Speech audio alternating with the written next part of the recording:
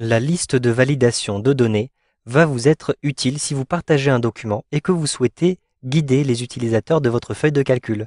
Vous allez indiquer quels sont les éléments qui sont acceptés à l'intérieur de telle ou telle cellule.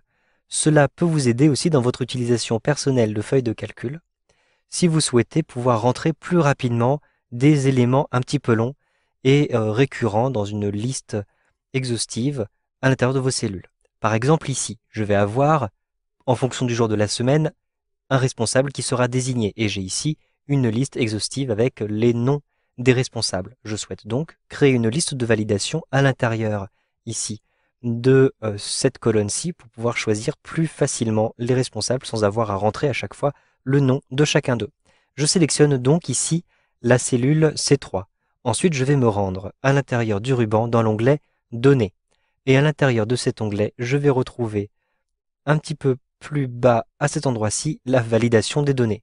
Je clique simplement sur Validation des données pour ouvrir cette petite fenêtre. À l'intérieur de cette fenêtre, j'ai différentes options et je peux autoriser un certain nombre d'éléments en fonction de la liste qui m'est proposée. Je choisis ici une liste, donc je clique sur Liste et je vais ici pouvoir indiquer la source. Donc, je peux par exemple rentrer les prénoms de mes responsables. Je vais par exemple rentrer ici Albert, ensuite je vais rajouter un point-virgule. Le point-virgule indique que c'est un élément suivant. Il faut bien mettre un point-virgule et non une virgule, puisque sinon cela ne fonctionnera pas. Ensuite, je vais rentrer le prénom Léa et enfin, je vais ajouter Laurent, comme ceci. Une fois que vous avez ajouté les différents éléments de votre source, cliquez simplement sur OK. Vous avez maintenant une liste accessible à partir de cette petite flèche. Si je clique sur la petite flèche, on me propose Albert, Léa et Laurent. Je clique par exemple sur Laurent pour immédiatement rentrer ceci à l'intérieur de la cellule. Vous le voyez, je n'ai plus besoin d'utiliser mon clavier.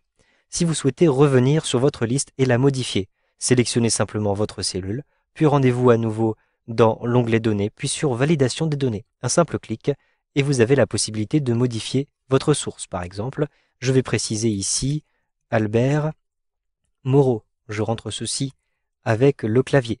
Ensuite, je vais cliquer ici pour Léa et je vais préciser Rousseau, comme ceci. Et puis pour Laurent, je vais préciser donc le nom de famille. Il s'agit de Laurent Marre. Vous le voyez à l'intérieur de cette liste-ci.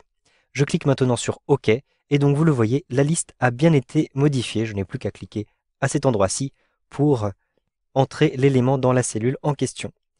Si vous souhaitez utiliser cette même validation dans toute la colonne, positionnez simplement le curseur de la souris sur le petit carré vert qui se trouve en bas à droite de votre sélection. Vous avez d'ailleurs le curseur qui devient une croix de couleur noire. Je clique, je maintiens le bouton de la souris appuyé et je déplace le curseur de la souris jusqu'en C7. Je relâche le bouton de la souris et j'ai donc, vous le voyez, une liste de validation qui a été appliquée sur toutes ces cellules. Je vais ainsi pouvoir modifier les différents responsables à l'intérieur de ces différentes cellules comme ceci. Si vous ne souhaitez plus utiliser les menus déroulants, sélectionnez simplement ici de C3 à C7 par exemple ici et retournez à l'intérieur de la validation des données. Un simple clic. Ensuite, vous allez choisir la liste et tout. Donc vous allez autoriser toutes les valeurs, c'est-à-dire que vous allez supprimer le menu déroulant. Cliquez ensuite sur OK et les différents menus déroulants ont été supprimés. L'avantage avec cela, c'est que vous ne perdez pas les données que vous aviez sélectionnées auparavant puisque vous voyez que les responsables sont toujours désignés à l'intérieur de ces cellules. Vous savez donc maintenant comment insérer des menus déroulants à l'intérieur de vos cellules avec Excel 2013.